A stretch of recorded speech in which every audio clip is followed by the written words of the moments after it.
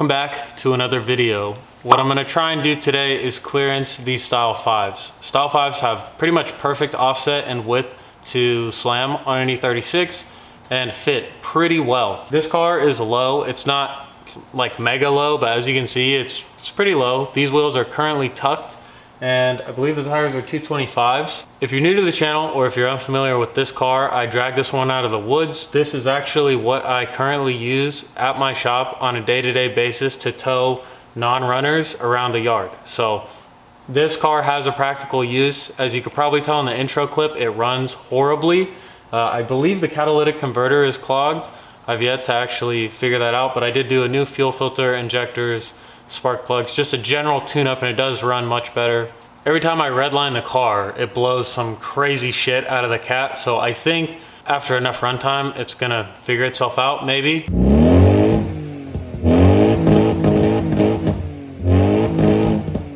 But obviously, we don't care about any of that. The biggest deal here is making these 5s fit while continuing to be somewhat functional, because this does have to go out in the gravel and pull stuff around. Tomorrow it needs to pull 2 Honda CR-Vs into these bays. So it has a job to do and it needs to look good doing it. So I traded some Style 42s I had from a parts car for these 5s. I've never in my adult life had a set of Style 5s. I had Style 5s on my first E36, but I didn't really know anything about the cars back then, nor did I really care about being mega low. It was just my first E36. This, of course, is this is kind of a throwback build, so I figured these will be fitting for this. I have my AC schnitzers in the front. Those will probably come off when I put angle on this car. I am gonna throw this on the track, so don't worry. Yes, it's low, but I'm gonna make it functionally low, and I still will drift this car as soon as I can figure out the running stuff. But as you can see, we have some bumper rubbing issues. I don't care about that. I'll rub through the bumper all day until it self-clearances. Obviously, the more pressing issue is up here at the quarter panel. You have 2 options. You can either just roll them or you can cut them. I'm gonna try not to cut them, but if need be, I will, because this car is rusty. You could probably see in the B-roll, I got a hole in the fender up there. It's not super clean underneath. This is, I hate to say it, but this is a garbage E36. I love it because it's that way. And I have done a few things here and there to make it my own little yard car / drift beater. So new interior swapped in, got a quick release and a seat. Anyways, BC coilovers in the rear, because I'm sure a few people may ask. I had someone ask on Instagram. These are stock BC coilovers. You'll see here in a second, there's no adjuster. It's just the stock springs. And the preload is not even crazy gnarly. These aren't even, I don't think, at the stiffest setting. But they're just preloaded correctly with a spring and no adjuster. So looks good. These are tucking. Hopefully we can get this to be pretty much not rub at all, because it is pretty tight. It looks pretty sweet though. So without further ado, let's get this thing in the air and see what we can do about these quarter panels.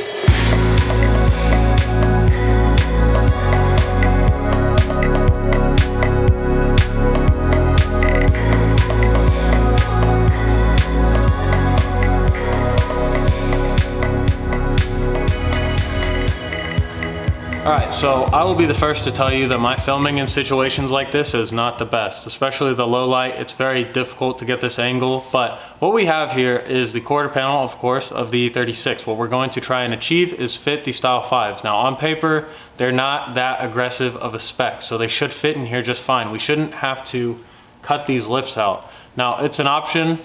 I've done it before. I can't really say I suggest it unless you're super committed to the look.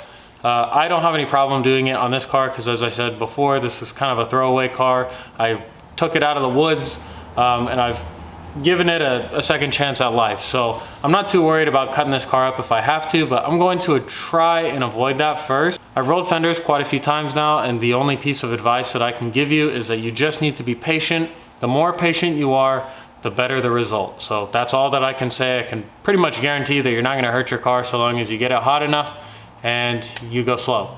But I might get a little bit ahead of myself and start rolling like crazy. It gets a little violent when I try and flare these things ever so slightly, so don't do everything I do in this video. I just kind of wanted to give you a visualizer on how to make these wheels fit, because these are 225s, and I'm hoping that maybe apart from touching the bumper here, we'll have a fully clearing style 5. Granted, your car's kind of needs to be set up pretty stiff. This is not something that you're going to want to take on track with this fitment. I don't know how many other things I can preface this with, but this is kind of just, we just want to make these look cool and not have it rub 24/7 and destroy the tires and the quarter panel. So first things first, there's a bunch of dirt. You can see it falling right here. There's a bunch of dirt that's got to go. So I'm going to get a few things to scrape that out. All you need to do is scrape that out. You will have some seam sealer behind or underneath the dirt that is trapped between the inner lip and the outside of the quarter panel. So that also should be taken out or scraped out, whatever. Biggest thing you're gonna need to do here is scrape the dirt out, get some heat on it, and scrape that seam sealer out. You can grind it out, you can chisel it out. There's a bunch of different ways. If you get it hot enough, it'll come off in one big old strip. Like I said, all kind of comes down to how much patience you have. I'm gonna stop talking and get to work.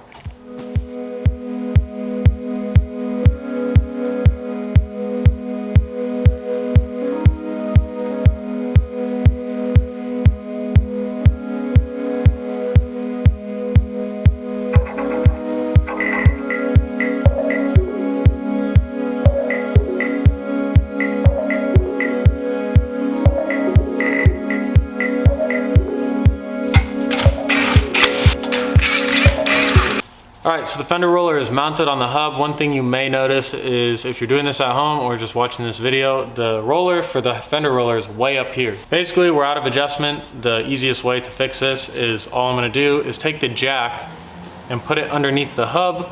We're going to lower this hub because this thing is preloaded, so it's kind of way up here to tuck the spring and hold that tension. We're going to relieve that tension. You're going to put the jack underneath the hub so it doesn't just fall right out and strip the holes on the way out.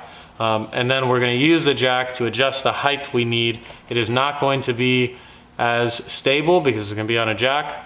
So once we figure this out and get the height desired, I may throw a jack stand under the hub, the trailing arm rather. As of now, this thing is basically maxed out to the shortest that it can be.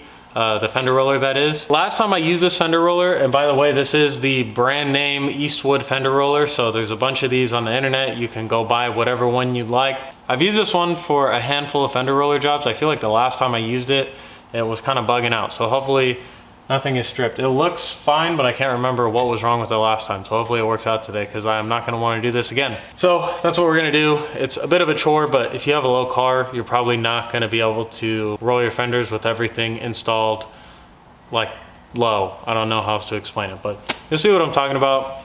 We're going to get this thing correct so we can put this roller right about here. We'll heat up the quarter panel and we'll start rolling and pulling.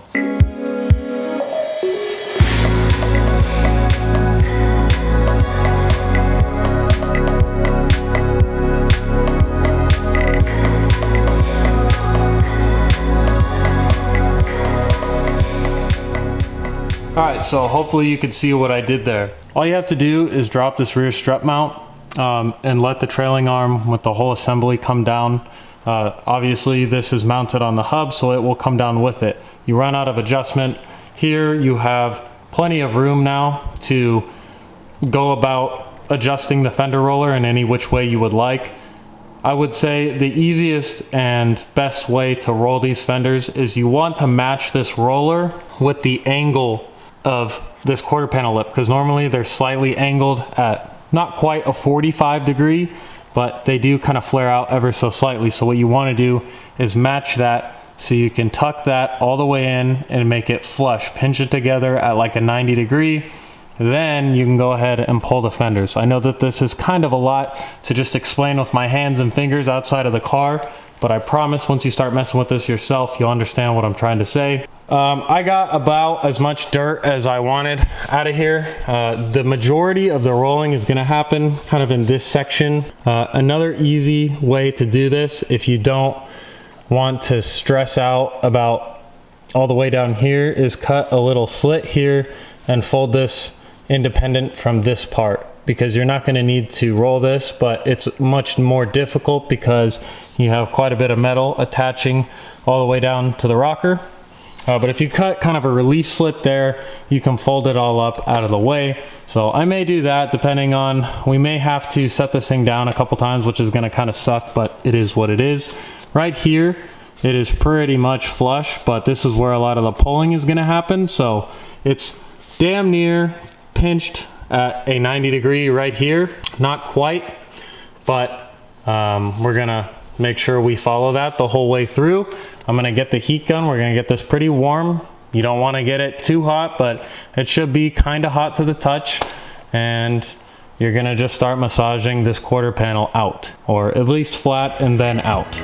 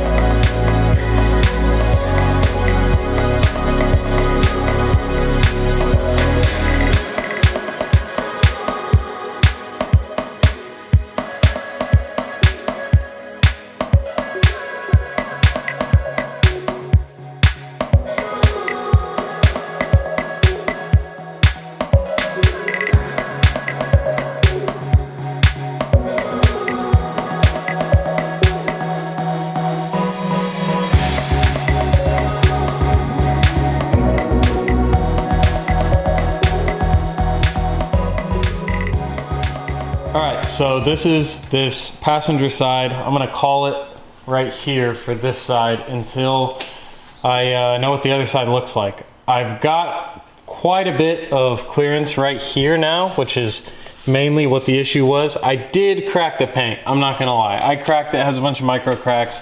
To be honest, like I said, I'm kind of rushing through this. If this was a car that I super cared about and the paint wasn't thrashed and the car wasn't rusty, I probably would be taking a little bit more time. But it's very doable not to crack it, just don't rush through it. You really have to do it in slow increments.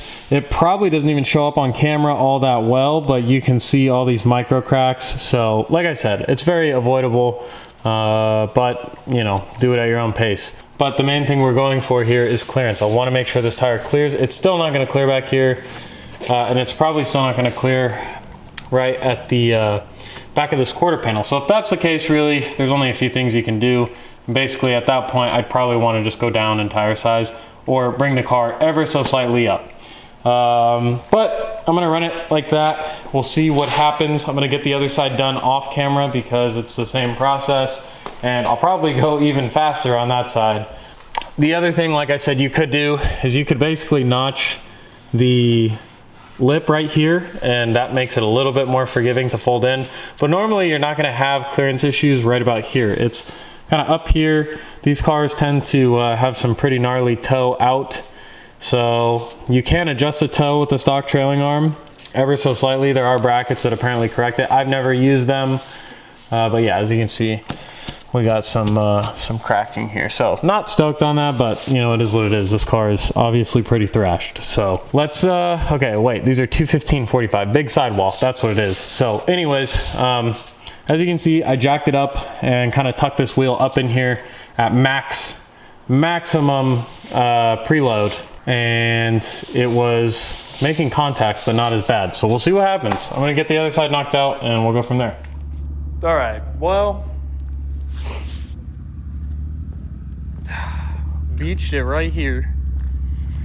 I think the piston from the slave cylinder just completely popped out because I have nothing. I wonder if there's probably, by the way, it runs way better now though. It's like hardly missing. Let's see. This shit still rubs like crazy, but not bad enough to hurt the tire. It's just gonna self-clearance itself. But it runs way better now, just from clutch dumps.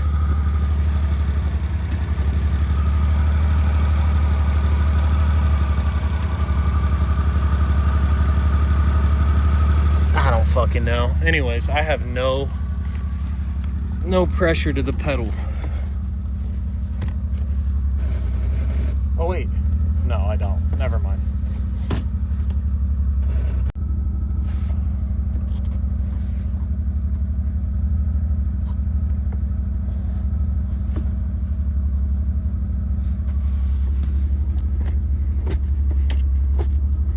Excellent. All right, well, this thing's just gonna sit in the middle of the parking lot because it doesn't roll very easily. This caliper is seized and the two back wheels still rub. So it's just gonna be where it's at. But like I said, it runs better. So we're making progress. Rather find out now than at a drift event. Anyways, good night.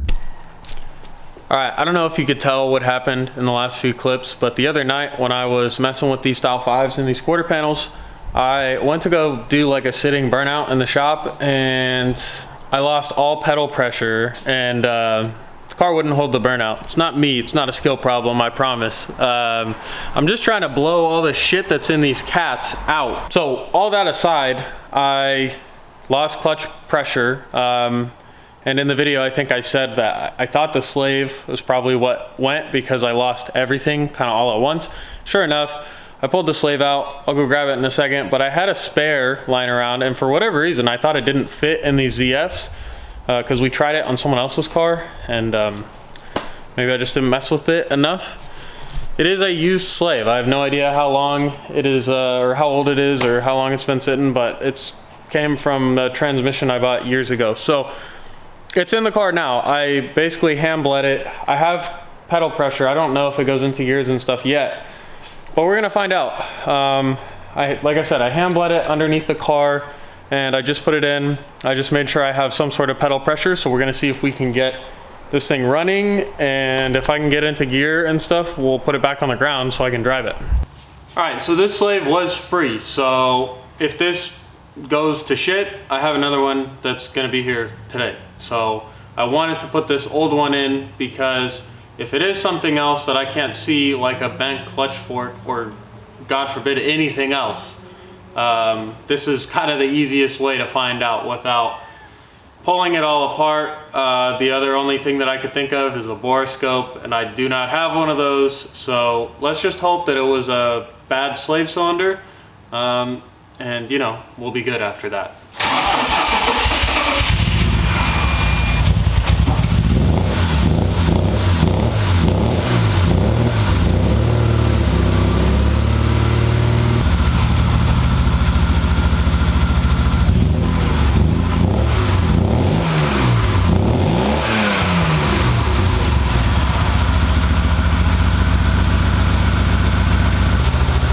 Great success. I don't know if you can see, but we got the wheels moving. All right, so the cluster still freaks out, but if we go and we put that thing in gear, we have pretty good pedal feedback. All I did was hand bleed it about 5 times. Okay.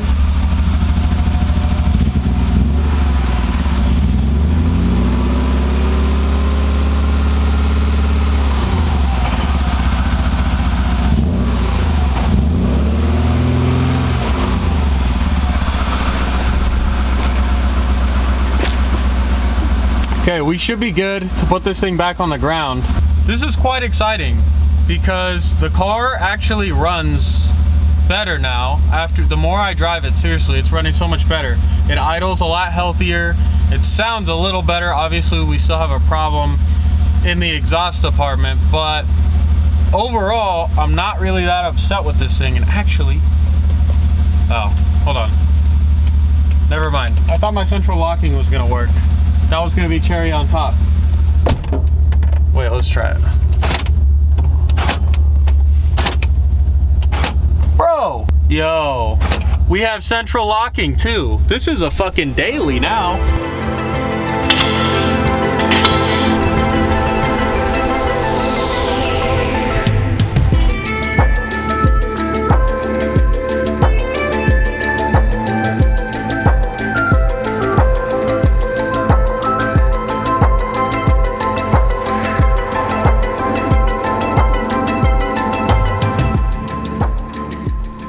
All right, so these are most definitely not gonna fit. As you can see, they're kind of thrashed. These are some Graham Light 57 DRs in black.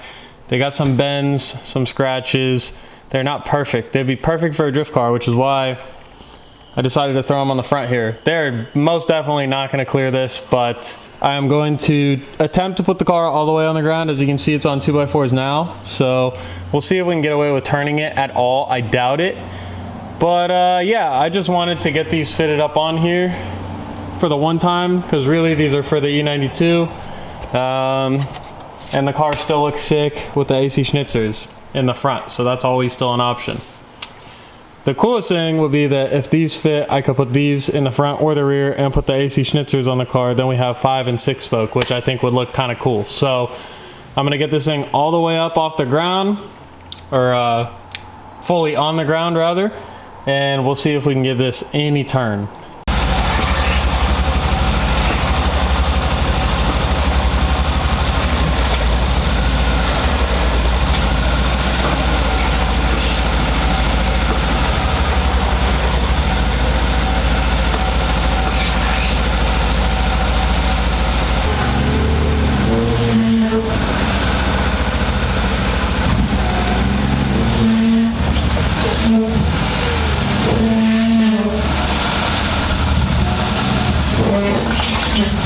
That's what we get. They rub on the coilover, so they're definitely for the 92. I didn't even realize that, but yeah, they don't roll. So I probably could have got them to clear here, honestly, with a little bit of roll.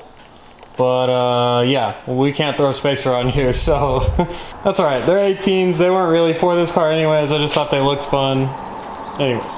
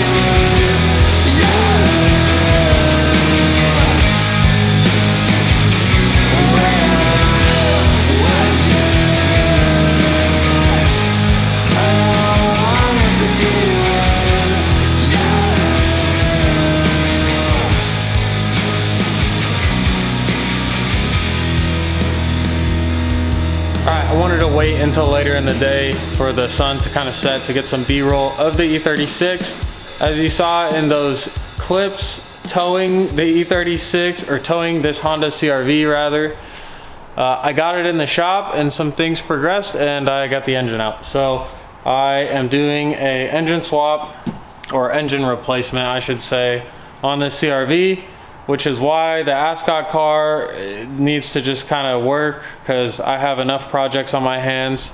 And I hate to say it, but that E36 might need a head gasket, and that would really suck. As I'm sure you can tell, I have plenty of projects, no shortage actually. So I don't want to do a head gasket on that car. I will probably need to do some further diagnosis before I just say that it needs a head gasket. It's not leaking any coolant out of the exhaust. It's not losing coolant to my knowledge, but the aux fan doesn't work, so I definitely need to fix that, because otherwise the car's just gonna overheat. I need to do a cooling system refresh on that car at some point in the future. However, I also need to verify and make sure it doesn't need a head gasket, because if that's the case, that thing's gonna sit for a while. It's just the way it goes. I really want to get back on track and get back to drifting, but if that thing needs a head gasket, it's gonna prolong that a little bit longer. Probably gonna miss out on this season, because like I said, I just have enough projects as it is, and that E36 will not make me any money. So I have to fix up my Duramax to sell it, because I got a new one. I gotta do these Honda engines. Basically, I'm turning two into one good one, which means I have to pull two engines. So at least I got this one done with today. It's really funny actually. These little transaxle cars, I mean, you could literally pull the block around, the whole rotating assembly, basically short block as is, which is really fun. Apparently this has a crack somewhere and I've yet to see it, but either way, this has just been sitting for a while and it needed to kind of come out anyways, because I'm putting a different engine in it. But yeah, so this is all done for the day. I am going to basically build an engine. Well, not build an engine. I'm gonna head gasket slap it. I'm gonna fully reseal it, but I have a new cylinder head, and not like a used one, like a brand new one, a new valve cover, the whole nine. So I'm gonna use that other short block so long as it's good and it looks better than this, and then we'll go from there. But that's besides the point. I just wanted to film this outro and close out the video. It has been a long time since I've done consistent uploads, and I'm not saying I'm gonna do consistent uploads. You may notice there's been a lot of things that changed. The shop looks different. There's different cars here. There's a different truck. There's a bunch of different stuff, and maybe at one point I'll do an update, but because I'm in business for myself, and this is, I think, the fourth month and being fully self-employed, it's awesome, but it also takes up almost all of my time as expected. But it's one of those things where I don't really work on fun stuff until the end of the month, because I can't really afford to, or like I don't know if I can afford to until I hit a certain goal or whatever throughout the month. So I say all that to say, I don't know that the uploads are going to be consistent anytime soon, but I hope you enjoyed this video. And if you want to check out some of the other stuff, I have a long history of making YouTube videos. So there's a bunch on this channel. Thank you for watching, liking, subscribing, sharing the video. Anything you do does help this channel grow. And with that being said, hopefully I see you in the next Ascott E36 video, where I don't have to do a head gasket and we're just doing something fun like angle. I have a strobe kit for it. Anyways, I'll see you in the next one. Peace.